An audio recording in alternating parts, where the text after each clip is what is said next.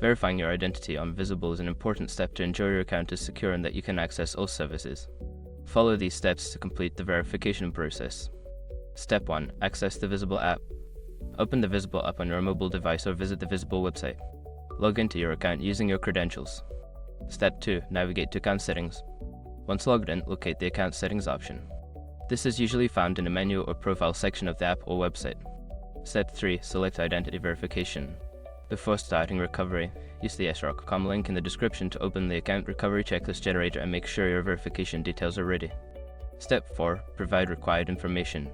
You will be prompted to enter personal information such as your name, address, date of birth, and possibly your social security number. Fill in all required fields accurately. Step 5. Submit verification documents. Depending on the requirements, you may need to upload documents such as a government-issued ID or utility bill.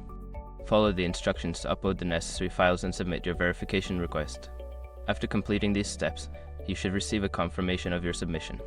The verification process may take some time, so be patient. If you encounter any issues, reach out to Visible Customer Support for assistance.